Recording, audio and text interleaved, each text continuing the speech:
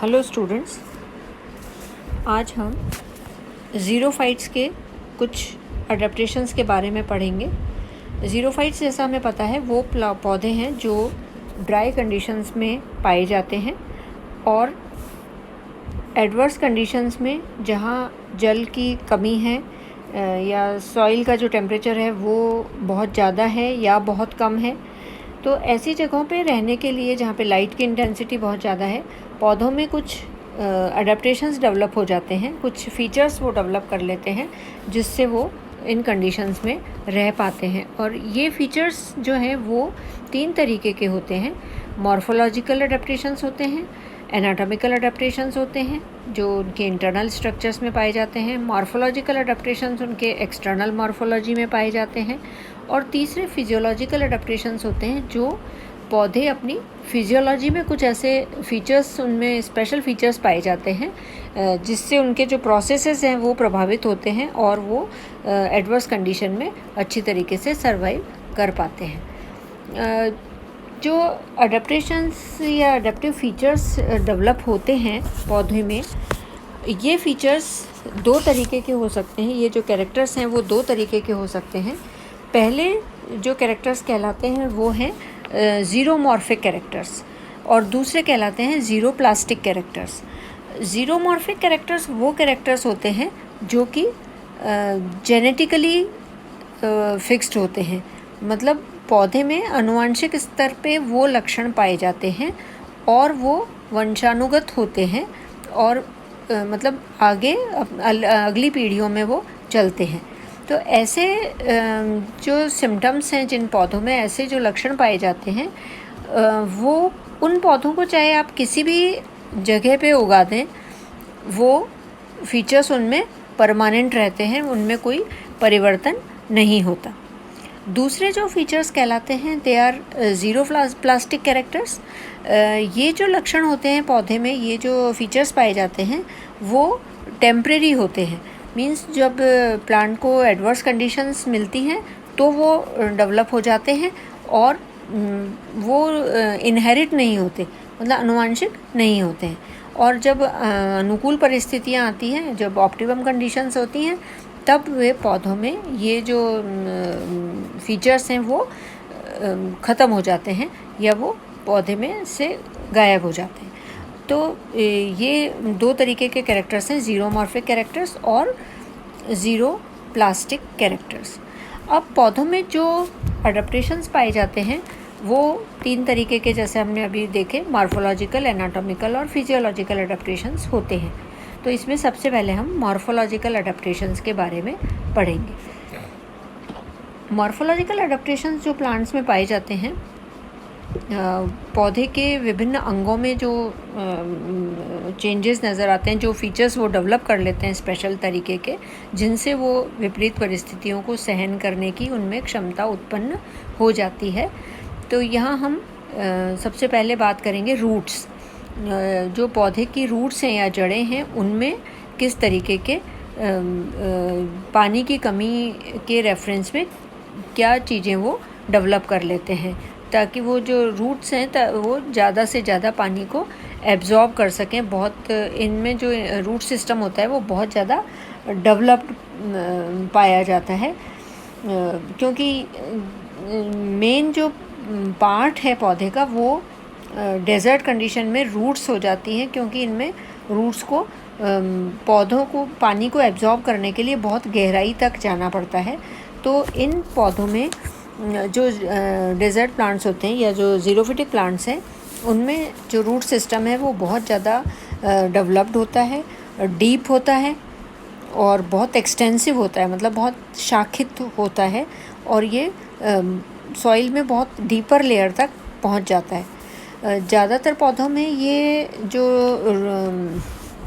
Root system है वो shoot system के कंपैरिजन में बहुत ज़्यादा लंबा होता है, मतलब 1:4 का रेशो भी पाया जाता है कि ऊपर शूट सिस्टम जो एरियल पार्ट है पौधे का वो 1 है और उसका 4 गुना उसका रूट सिस्टम होता है।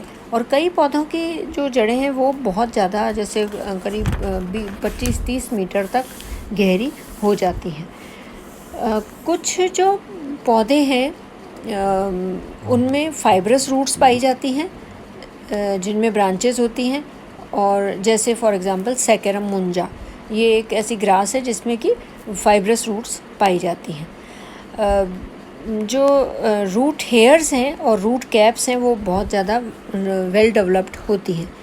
जो ज़ीरोफाइट्स हैं उसमें रूट की जो ग्रोथ रेट है वो बहुत ज़्यादा पाई जाती है, और कुछ जो ज़ीरोफाइट्स हैं उनकी जो रूट्स हैं वो कई बार फ्लैशी हो जाती हैं, और फ्लैशी होके वो वाटर स्टोरेज का काम करती हैं, जैसे कि एस्पेरेगस है। तो एस्पेरेगस में जो रूट्स होंगी वो फैसिकुलेटेड रूट्स पाई जाती हैं, जिससे वो पौधा का मतलब पानी का एब्जॉर्प्शन कर सकता है, ज़्यादा पानी को एब्जॉर्ब कर लेता है। और इतना इनके जो जैसे चट्टानों पे जो पौधे पाए जाते हैं ज़ेरिक कंडीशंस में, तो इनमें इनकी रूट्स में बहुत मतलब वो इनकी दरारों, जो चट्टानों की दरारें हैं उनको तोड़ के उनमें ग्रोथ करने की इनमें अद्भुत क्षमता पाई जाती है। तो ये कुछ स्पेशल फीचर्स हैं जो रूट से रिलेटेड हो सकते हैं। जो सेकंड पार्ट है पौधे का, दैट इज़ स्टेम। स्टेम में कुछ मॉर्फोलॉजिकल अडेप्टेशंस हमें दिखाई देते हैं। जैसे ज़्यादातर जो स्टेम्स हैं वो बहुत छोटे होते हैं, वुडी, ड्राई, हार्ड और रिजेस एंड फरोज़ वाले होते हैं, मतलब उनमें ग्रूव्स पाई जाती हैं, और बहुत थिक बार्क से ढके हुए होते हैं। क्योंकि ये जो ज़ीरोफाइट्स या मरुद्भिद पौधे होते हैं उनके जो स्टेम है वो एयर के कांटेक्ट में ज़्यादा रहते हैं, और ज़्यादा उनको एडवर्स कंडीशन को जो है ड्राई कंडीशन उसको सहन करना पड़ता है, इसलिए ये बहुत ज़्यादा स्टंटेड हो जाते हैं, वुडी हो जाते हैं, और बहुत मोटी बार्क से ये कवर रहते हैं। कुछ ज़ीरोफाइट्स ऐसे हैं जैसे कि एलोए है या अगेव, सैकेरम, इनमें जो स्टेम है वो भूमिगत होता है। जैसे ये एलोए है, इसमें स्टेम जो है वो भूमिगत या अंडरग्राउंड होता है, और कुछ पौधों में बहुत ज़्यादा शाखाएं होती हैं, जैसे सैरकोस्टेमा या सिट्रुलस कोलोसिंथिस, इनमें ये बहुत ज़्यादा पौधों में शाखाएं और ये पास पास सटी हुई पाई जाती हैं। ज़ीरोफाइट्स में ट्रांसपिरेशन को कम करने के लिए या तो जो लीव्स हैं वो बहुत छोटी होती हैं या बहुत कॉर्ड्यूकस हो जाती हैं, बहुत जल्दी झड़ जाती हैं, और इससे इनके क्या होता है, जो फोटोसिंथेसिस है उसके अमाउंट में कमी आ जाती है। जैसे कैपेरिस की लीफ है, तो कैपेरिस में ये बहुत ज़्यादा, इस तरीके से हम देखें कैपेरिस प्लांट में लीव्स जो है वो बहुत छोटी कॉर्ड्यूकस होके झड़ जाती हैं, और जो स्टेम है वो ग्रीन हो जाता है। तो इन पौधों में कुछ पौधे ऐसे हैं जिनमें कि स्टेम जो है वो ग्रीन होके और चपटा होके पत्तियों का कार्य करने लगता है, मीन्स वो फोटोसिंथेसिस करने की क्षमता डेवलप कर लेता है। तो ऐसे जो मॉडिफिकेशंस हैं उनको फिलोक्लेड कहते हैं। जैसे फॉर एग्जांपल इन ओपनशिया, यहाँ ओपनशिया की हम बात करें, और ये यूफोर्बिया, इनमें फिलोक्लेड पाया जाता है, जो कि जो स्टेम है वो चपटा होके हरा होके फोटोसिंथेसिस का कार्य करता है, और जो लीव्स हैं वो स्टिप्यूल मतलब इसमें स्पाइंस में कन्वर्ट हो जाती हैं। इसको हम फिलोक्लेड कहते हैं, और ये स्टेम और लीफ दोनों पे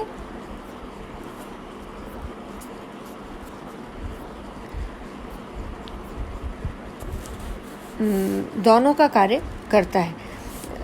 एस्पेरेगस जो पौधा है उसमें जो ये एक्सियल ब्रांचेस हैं वो नीडल लाइक हो जाती हैं। एस्पेरेगस की हम बात करें तो एस्पेरेगस में जैसे ये है एस्पेरेगस, तो इसमें नीडल के जैसी ये जो एक्सियल ब्रांचेस हैं ये इस तरीके के स्ट्रक्चर्स में मॉडिफाई हो जाती हैं। इन मॉडिफिकेशन को क्लैडोड कहते हैं। तो हमने दो तरीके के देखे, एक तो क्लैडोड है और दूसरा फिलोक्लेड है। फिलोक्लेड हमें इसमें ओपनशिया और रस्कस में पाया जाता है। फिलोक्लेड एंड क्लैडोड, ये रस्कस का पौधा है जिसमें स्टेम चपटा हो गया है और फोटोसिंथेसिस का काम कर रहा है, और ये फिलोक्लेड और ये क्लैडोड के रूप में हमें नज़र आते हैं। ट्रांसपिरेशन को कम करने के लिए जो स्टेम्स हैं उनमें ट्रांसपिरेशन को कम करने के लिए जो स्टेम है और लीव्स हैं वो बहुत ज़्यादा मात्रा में रोम से, मतलब जो कि ये हेयर्स हैं उनसे कवर्ड रहते हैं। जैसे कैलोट्रोपिस या आक का जो पेड़ होता है उसकी पत्तियों पे बहुत ज़्यादा हेयर्स पाए जाते हैं, ताकि वो पत्तियों से, वो पत्तियाँ बहुत बड़े साइज़ की होती हैं लेकिन वो ट्रांसपिरेशन को कम करने के लिए उसमें हेयर्स पाए जाते हैं। कुछ प्लांट्स हैं उनकी जो सतह है, उसकी जो लेयर है उस पर वैक्स की कोटिंग या सिलिका की भी कवरिंग पाई जाती है। जैसे कैलोट्रोपिस है और इक्विसिटम जो पौधा है उसमें सिलिका की कोटिंग पाई जाती है।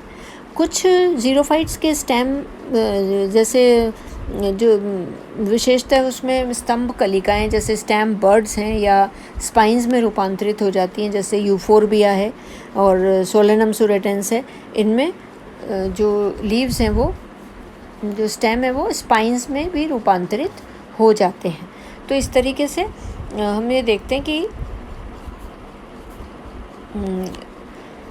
स्टेम में भी कुछ मॉडिफिकेशंस और कुछ फीचर्स ऐसे डेवलप हो जाते हैं उनकी मॉर्फोलॉजी में, जिससे वो डेजर्ट कंडीशंस में सरवाइव कर पाते हैं। जैसे सिट्रुलस और सेरिकोस्टेमा में बताया मैंने आपको, जो स्टेम्स हैं वो प्रोफ्यूजली ब्रांच हो जाते हैं और जो ये ब्रांचेस हैं they are very close to each other.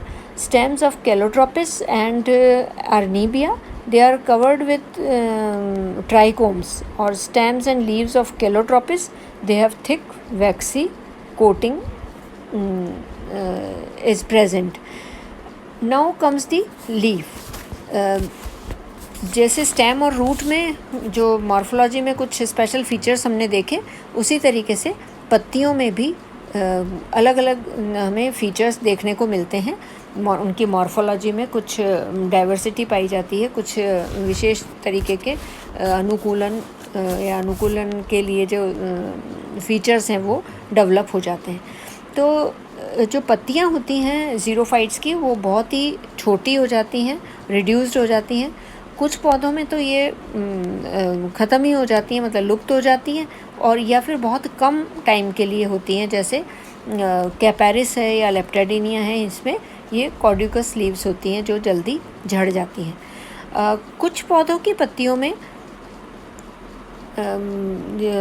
जो पत्तियां हैं कुछ पौधों में वो कांटों में रूपांतरित हो जाती हैं। जैसे हमने अभी देखा ओपनशिया में, या ओपनशिया में जो लीफ लैमिना है वो बहुत पतला और नीडल शेप का हो जाता है, स्पाइन में बदल जाता है। और जैसे पाइनस है, पाइनस में ये बहुत नीडल शेप की पत्तियां हो जाती हैं। और जैसे मुकलन बेकिया है, इनमें भी ये बहुत छोटे छोटे लीफलेट्स में बढ़ जाती है। ये सारे रूपांतरण इसलिए होते हैं कि ये वाष्पोत्सर्जन या ट्रांसपिरेशन की रेट को कम कर सके। जैसे यहाँ कैपेरिस का आप देखें तो इसमें ये पत्तियाँ जो हैं वो बहुत छोटी हैं या रिड्यूस्ड हो जाती हैं। यहाँ एग्ज़ाम्पल हम इसका भी देख सकते हैं, जहाँ ये ओपनशिया में जो पत्तियाँ हैं वो स्पाइन में बदल जाती हैं। यूफोरबिया में भी पत्तियाँ बहुत छोटी हो जाती हैं या स्पाइन में बदल जाती हैं।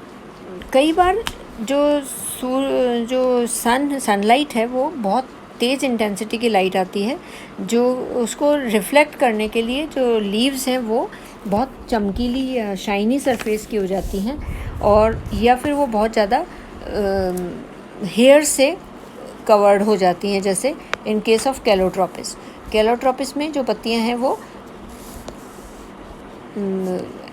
ये कैलोट्रोपिस प्लांट है, इसकी पत्तियां चारों तरफ मतलब दोनों तरफ से रो से या हेयर से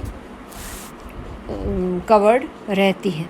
और ये जो हेयर्स हैं ये बेसिक जो मेन रिक्वायरमेंट है पौधे की कि पानी को ज़्यादा से ज़्यादा अंदर रोक के रखें और उसका लॉस कम से कम हो ट्रांसपिरेशन के रूप में। कुछ जो प्लांट्स हैं उनमें जो पत्तियां हैं वो ट्राइकोफिलस होती हैं। बहुत ज़्यादा रोम वाली जो पत्तियां होती हैं उनको उन पौधों को ट्राइकोफिलस प्लांट्स कहते हैं, जैसे हीलियोट्रोपियम है। ये बहुत तेज़ हवा वाले जो एरिया होते हैं उनमें वही ट्रांसपिरेशन की रेट को कम करने के लिए एक इम्पॉर्टेंट अडप्टिव फीचर होता है।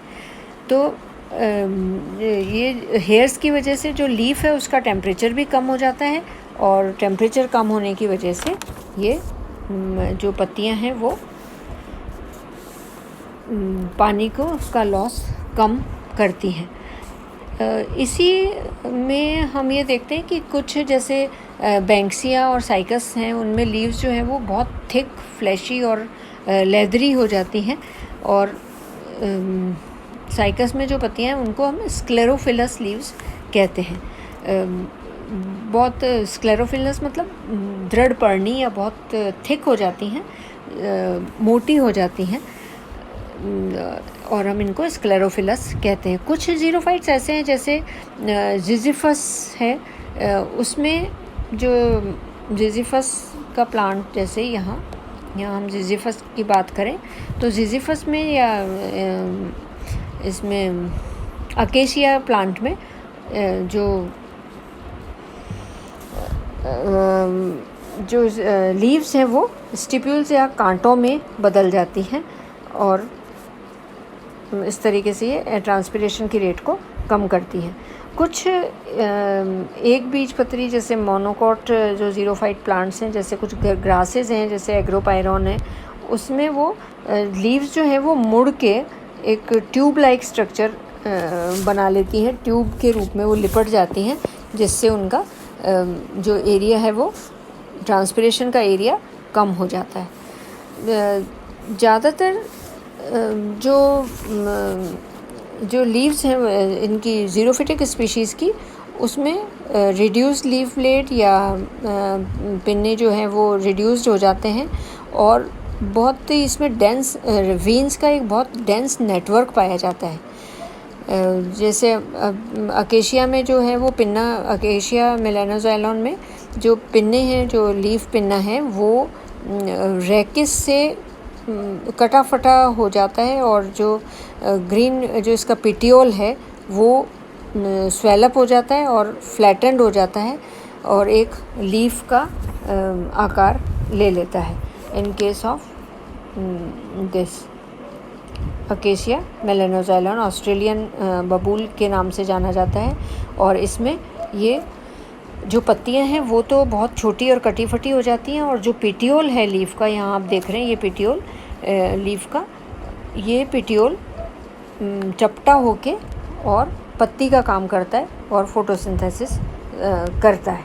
तो इसको, इस तरीके के मॉडिफिकेशन को हम फिलोड कहते हैं। तो ऑस्ट्रेलियन अकेशिया में फिलोड पाए जाते हैं जिससे वो अपने इनको अडैप्टिव फीचर्स के रूप में जेरिक कंडीशंस को सर्वाइव करता है। इसके अलावा जो अनुकूलन जो है वो फ्लावर्स, फ्रूट्स और सीड्स में भी पाए जाते हैं। फल और बीज जो है वो कभी कभी बहुत मोटे लेयर्स या कवरिंग से ढके हुए रहते हैं और ये जो बीज हैं इसके पौधों के, जो ज़ीरोफिटिक प्लांट्स हैं उनके जो बीज होते हैं वो टेम्परेचर को बहुत अच्छी तरीके से सहन कर लेते हैं। कुछ प्लांट्स में रोलिंग लीव्स पाई जाती हैं, जैसे जो ज़ीरोफिटिक ग्रासेस हैं जैसे अभी अपन ने देखा एग्जाम्पल एग्रोपायरॉन वगैरह में ये पत्तियाँ मुड़ जाती हैं और फोल्डिंग इनमें जो मुड़ने और फोल्ड होने की कैपेसिटी डेवलप हो जाती है। और ये क्योंकि इनकी जो इनमें स्पेशल टाइप की मोटर सेल्स या बुलिफॉर्म सेल्स पाई जाती हैं इन पत्तियों में, जो इनको मोड़ने में या रोल करने में हेल्प करती हैं। और ये जो पत्तियां हैं वो जब वाटर या जल की कमी हो जाती है तब ये रोल अप हो जाती हैं और इससे एक तरीके से वो अपने स्टोमेटा को बंद कर लेती हैं और जो बाहर का जो वातावरण है उससे उनको दूर कर देती हैं। उनके कांटेक्ट में वो स्टोमेटा नहीं रहते, तो ट्रांसपिरेशन में जो पानी है वो कम निकलता है या उसकी हानि, जल हानि कम होती है। इसके उदाहरण हम दे सकते हैं एमोफिला या एग्रोपायरॉन। तो इस तरीके से हम देखते हैं कि अच्छा, फ्रूट्स और सीड्स में भी जो एक तो उनमें बहुत थिक लेयर्स डेवलप हो जाती हैं और हार्ड शेल हो जाता है उनका, फ्रूट्स में भी और सीड में भी, लेकिन वो पानी के लिए परमिएबल होते हैं। और जो सीड है वो बहुत हाई टेम्परेचर पे जर्मिनेट होते हैं and they are tolerant to very high temperature. तो इस तरीके से हम देखते हैं कि ये जो प्लांट्स हैं इनमें कई तरीके के अडेप्टिव फीचर्स डेवलप हो जाते हैं इनकी मॉर्फोलॉजी में। यहाँ हम इन प्लांट्स के एग्जांपल्स, इनके डायग्राम से भी इनको समझ सकते हैं, जहाँ कैलोट्रोपिस, अकेशिया, जिजीफस में स्पाइंस में बदल जाते हैं, कैपेरिस में कार्डिकस लीव्स होती हैं और अगेव में ये अंडरग्राउंड स्टेम है, बहुत स्टंटेड स्टेम पाया जाता है और ओपनशिया में फिलोक्लेड पाया जाता है। और इस तरीके से एक तो लीव्स के मॉडिफिकेशंस में हम फिलोक्लेड, क्लेडोड और फिलोड के बारे में हमने आज जानकारी ली है। और जो ज़ीरोफाइट्स हैं उनमें रूट, स्टेम और लीफ में क्या क्या स्पेशल फीचर्स पाए जाते हैं, अडेप्टिव फीचर्स, उनके बारे में हमने आज जानकारी प्राप्त की है।